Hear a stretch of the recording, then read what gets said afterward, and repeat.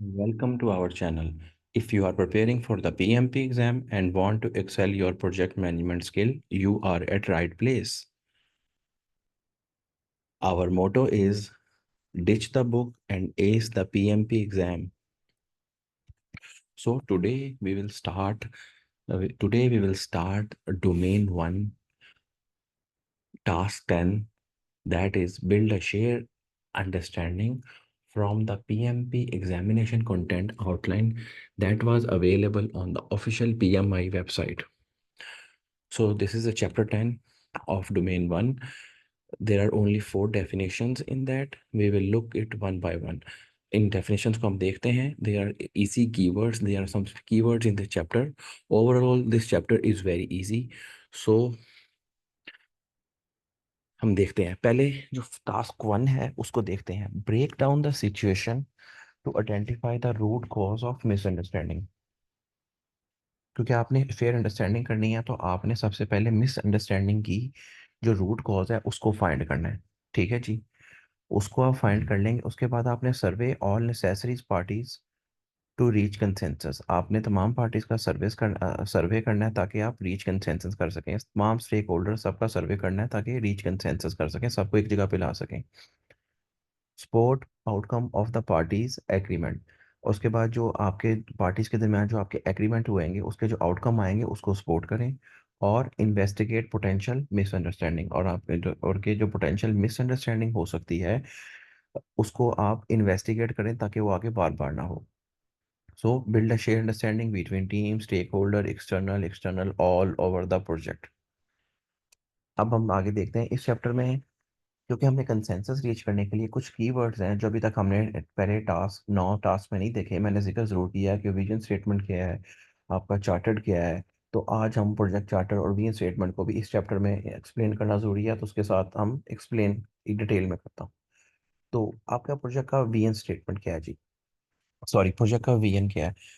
Project का VN होता है कि आपको डिज़ायर प्रोजेक्ट ऑब्जेक्टिव का पता हो प्रोजेक्ट के स्टार्ट में, कि आप क्या हॉस्पिटल स्टार्ट करने लगे हैं, कोई आईटी का प्रोजेक्ट स्टार्ट कर लें, आईटी की प्रोडक्ट है, कोई कंस्ट्रक्शन की बिल्डिंग स्टार्ट करने लगे हैं. तो आपका जो आपको पता है कि मैं हॉस्पिटल बनाऊंगा तो इस एरिया या इस स्पेशलिटी का हॉस्पिटल बनाऊंगा, इनको सर्व करूंगा. तो a clear vision of a desire project objective at a start of a project. ठीक है, आपको पता होना चाहिए. और फिर जब आपको पता है तो एज अ प्रोजेक्ट मैनेजर आपकी रिस्पॉन्सिबिलिटी है कि उस विजन को, उसका जो रिस्पॉन्सिबिलिटी है कि उस विजन को सेफ गार्ड करें उसकी सक्सेसफुल डिलीवरी तक. अब प्रोजेक्ट स्टार्ट हो गया हॉस्पिटल का या आईटी का, तो जब तक वो क्लाइंट को डिलीवर नहीं हो जाता, जब तक प्रोडक्ट मार्केट में नहीं चली जाती, आपने उसको सेफ गार्ड करना है. और ये जो आपका विजन है ये आपके ऑर्गेनाइजेशन, अगर आप किसी ऑर्गेनाइजेशन में काम कर रहे हैं तो उसके एज अ पीएम तो उसके जो स्ट्रेटेजिक गोल है उनके साथ अलाइन होना चाहिए. ठीक है जी. अब प्रोडक्ट विजन में क्या क्या होता है? प्रोजेक्ट विजन में डिस्क्रिप्शन होती है ऑफ द प्रोडक्ट और सोल्यूशन. आप एक प्रोडक्ट बनाने लगे हैं, आईटी की प्रोडक्ट है या हॉस्पिटल बनाने लगे हैं या कंस्ट्रक्शन का कोई प्रोडक्ट है, तो उसकी पूरी राइटअप होना चाहिए कि आप कैसे कैसे करेंगे. डिस्क्रिप्शन होगी उसके बारे में. उसके कस्टमर्स कौन से होंगे, उसका सोल्यूशन या सोल्यूशन ये किन लोगों को टारगेट करेगा, यूज़र और कस्टमर ऑफ द सोल्यूशन के कौन से कंज्यूमर होंगे इसके, और उसका सोल्यूशन क्या होगा, किन लोगों को ये करने लगेगा. आप जो हॉस्पिटल स्टार्ट करने लगे हैं, जिस लोकेलिटी में स्टार्ट करने लगे हैं, तो उसके क्या ऑब्जेक्टिव होंगे और डिफरेंशिएटर्स क्या होगा. एक लोकेलिटी में आप हॉस्पिटल स्टार्ट करने लगे, हो सकता है उस लोकेलिटी में 4 डिफरेंट हॉस्पिटल हों, तो आप क्या चीप पे सर्विस देंगे. या हो सकता है आप डिफरेंट बीमारियों के हैं, वो कैंसर हॉस्पिटल नहीं है उस हॉस्पिटल में, तो आपने पहले देखा कि इस एरिया में कैंसर हॉस्पिटल नहीं, तो मैं कैंसर हॉस्पिटल स्टार्ट करने लगा हूँ. या ये मैं प्रोडक्ट बनाने लगा हूँ मार्केट में, इसकी काफ़ी डिमांड है, या इस रीजन में लॉन्च करूंगा अफ्रीका में, यहाँ पे ये प्रोडक्ट है ही नहीं. तो ये अगर की है प्रोजेक्ट को डिटेल में समझने के लिए, ये प्रोजेक्ट विजन काफ़ी क्लियर है, तो ये भी इसका पार्ट होता है. की बेनिफिट्स, उसके बेनिफिट्स क्या होंगे और फीचर्स क्या होंगे, और कौन कौन से फीचर उस हॉस्पिटल में होंगे, उस कंस्ट्रक्शन प्रोजेक्ट में होंगे, उस आईटी की ऐप में होंगे या प्रोडक्ट में होंगे, या एआई बेस्ड प्रोडक्ट होगी, जो भी प्रोडक्ट होगी, ये सब कुछ विजन का पार्ट है. तो do remember this is the most important keyword. आपने याद रखना है प्रोजेक्ट विजन में क्या क्या आता है. ठीक है, इसलिए मैं आपको कभी याद रखने का नहीं कहता, मगर दिस स्लाइड को आपने याद रखना है और बार बार इसको आपने पढ़ना है ताकि आपको हमेशा अलाइन हो जाए. जब आपको वीएन समझ आ गया है, अब आगे चलते हैं. वीएन की अगली जो बात करेंगे वो है जी प्रोजेक्ट चार्टर्ड की बात करेंगे वीएन के बाद. चार्टर्ड की बात क्या है? चार्टर्ड क्या होता है?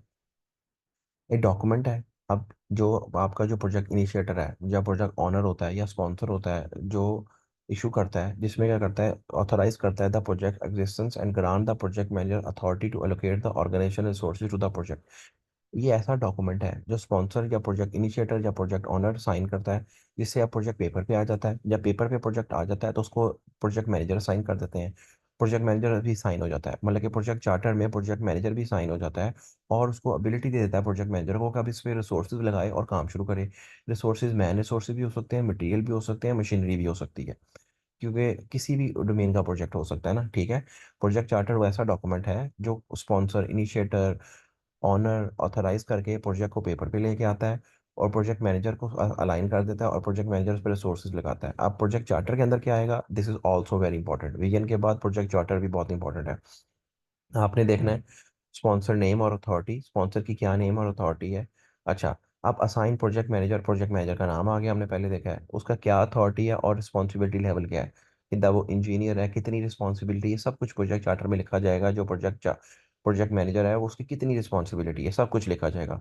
अच्छा, प्रोजेक्ट चार्टर के अंदर फिजिबिलिटी भी लगाई जाती है, प्रोजेक्ट की फिजिबिलिटी क्या है, उससे निकाली जाती है आपकी फिजिबिलिटी, जो उससे निकाली जाती है आपके, क्या कहता हूँ मैं, जो आपने पीछे पढ़ा है, वीएन से निकाली जाती है। ऑब्जेक्टिव क्या होंगे, सक्सेस क्राइटेरिया क्या होगा, ये प्रोजेक्ट सक्सेसफुल कब होगा। सक्सेस क्राइटेरिया वो होता है कि ये प्रोजेक्ट सक्सेसफुल क्या होगा, कि ये पैरामीटर्स हैं, ताकि एंड में के एंड में कोई इशू ना हो। कि प्रोजेक्ट के सक्सेस क्या होंगे, कि ये पैरामीटर्स कंप्लीट हो जाएंगे तो ये भी उसमें लिख दिया जाता है कि मेरा प्रोजेक्ट सक्सेस कंसिडर कर दिया जाएगा। उसके बाद एंड में आपके पास आता है high level project description. Project की हाई लेवल डिस्क्रिप्शन भी होती है इसमें, और एग्जिट एग्जिट क्राइटेरिया भी होता है। माइलस्टोन होंगे, कैसे कैसे मेरा प्रोजेक्ट अपने माइलस्टोन कंप्लीट करेगा। फिर आपके पास प्रोजेक्ट रिस्क में लिखे जाते हैं, और एग्जिट क्राइटेरिया अगर दोनों पार्टीज के दरमियान में किसी भी, अगर सब कॉन्ट्रैक्टर्स हैं आगे, डिफरेंट आगे क्लाइंट है और कॉन्ट्रैक्टर्स हैं, उनका आपस में कहीं, या सब कॉन्ट्रैक्टिंग है आपस में कहीं, अगर प्रोजेक्ट खत्म करना पड़ जाए, तो एग्जिट क्राइटेरिया प्रोजेक्ट से बाहर कैसे आ सकता है, क्योंकि आपने डिफरेंट कॉन्ट्रैक्टर्स हायर किए होंगे प्रोजेक्ट के लिए, नहीं हायर किए, टीम हायर होंगी, तो हो सकता है अगर प्रोजेक्ट ऑब्जेक्टिव चेंज हो गए हैं, जब जो स्पॉन्सर का नाम जेन चेंज हो गया कि आप प्रोजेक्ट नहीं करवाना, तो एग्जिट क्राइटेरिया भी इसमें आता है। तो this is very important keyword. जितना आपका प्रोजेक्ट विजन इंपॉर्टेंट था, जितना आपका प्रोजेक्ट ये विजन इंपॉर्टेंट था, उतना ज़्यादा ही प्रोजेक्ट चार्टर इंपॉर्टेंट है। इसके मैं क्वेश्चंस भी अपलोड कर दूंगा, तो आपने डू उनको करना है क्या, कि ये बहुत इंपॉर्टेंट दोनों चीज़ें हैं। अच्छा, प्रोजेक्ट ओवरव्यू स्टेटमेंट, ये क्या होती है। अब चार्टर के बाद एक ओवरव्यू स्टेटमेंट होती है, ये जो प्रोजेक्ट को डिफाइन करती है। A comprehensive overview of the project objective, ये कॉम्प्रिहेंसिव ओवरव्यू है जो प्रोजेक्ट के objective, goals, anticipated outcomes, detail the. अब इसमें क्या होता है कि project objectives, goals, anticipated outcome, जब ये प्रोजेक्ट के बारे में आ गया होगा, एंटिसिपेटेड आउटकम्स क्या होंगे, इसमें बजट आ जाता है, स्टेटस आ जाता है, उसका शेड्यूल आ जाता है, और रिसोर्स। अब ये रिसोर्सेज की सारी चीज़ें हैं, मतलब कि बजट कितना लगेगा, शेड्यूल क्या होगा उसका, टाइमलाइन क्या होगी, स्टेटस क्या होगा, रिसोर्स रिक्वायरमेंट क्या होगा। ओवरव्यू स्टेटमेंट में clear and brief project vision and intent, clear और ब्रीफ आपका विजन और इंटेंट होता है।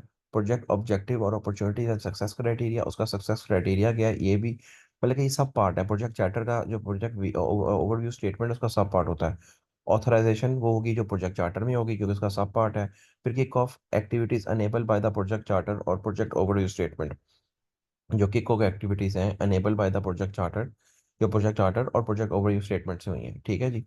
तो ये जो प्रोजेक्ट चार्टर का ये सब पार्ट होता है, इसमें वही चीज़ें तकरीबन होती हैं, मगर ये प्रोजेक्ट के लिहाज से स्पेसिफिक हुआ होता है।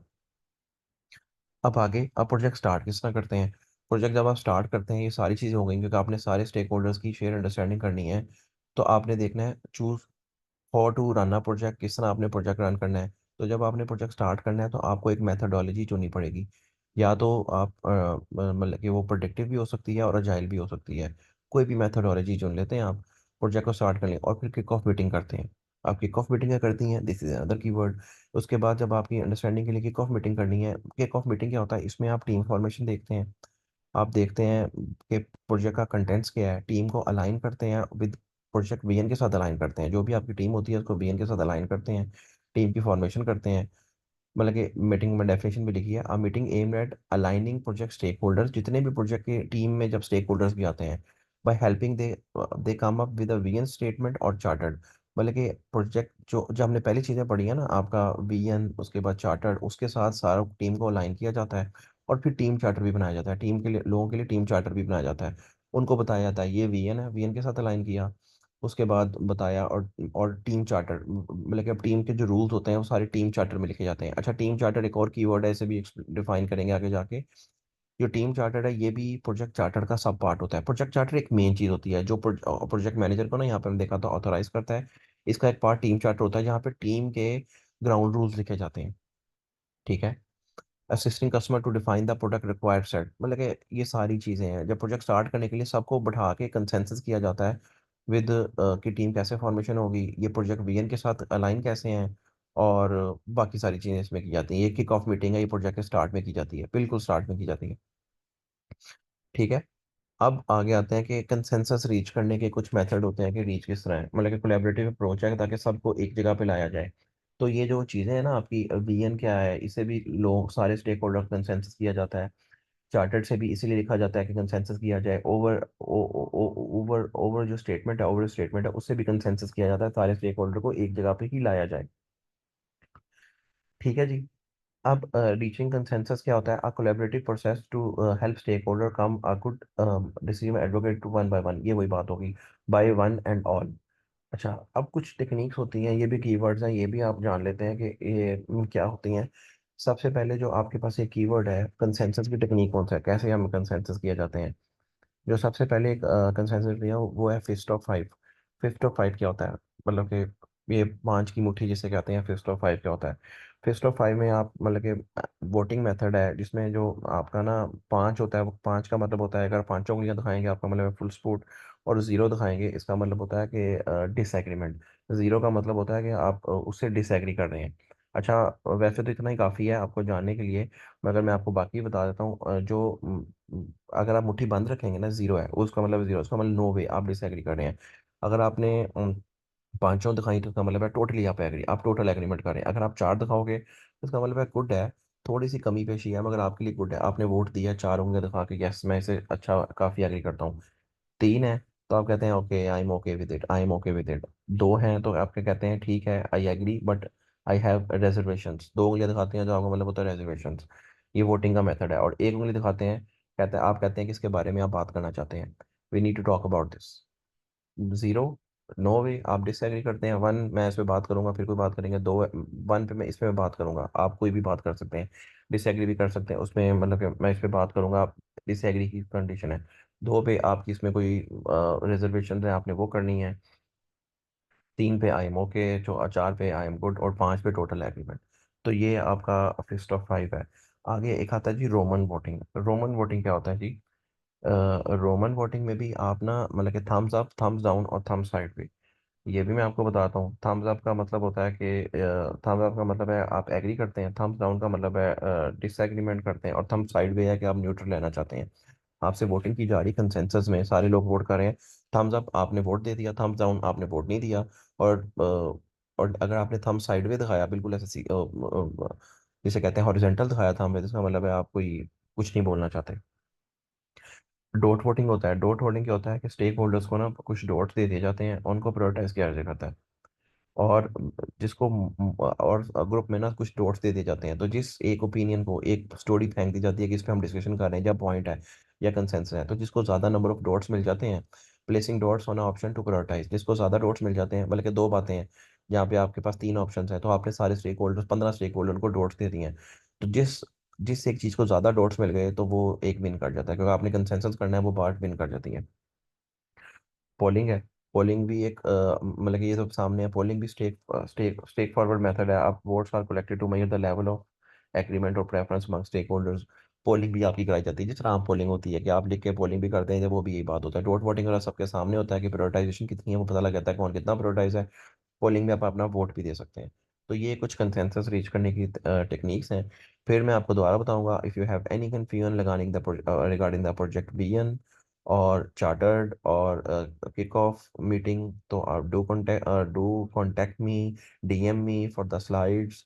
I will upload questions on the community part of the channel and also in this playlist. So do try the questions. और कोई confusion है, so this is the base. तकरीबन तकरीबन we have done 10 chapters of out of I think 17 of the domain 1, तो हमने domain 1 काफ़ी cover कर लिया है। तो आपको चार्टर्ड, आपके chartered, team chartered, overview statement और प्रोजेक्ट विजन, मैंने बार बार इस पे बात की है, आपको वो लाजमी आपने इनको देखना है। और क्वेश्चंस भी आप ट्राई करें। ये प्लेलिस्ट का आपको लिंक आ रहा होगा, और डोमेन 2 का लिंक और डोमेन 3 का लिंक भी इधर ही आपको शो हो रहे होंगे वीडियो के एंड में। So happy learning.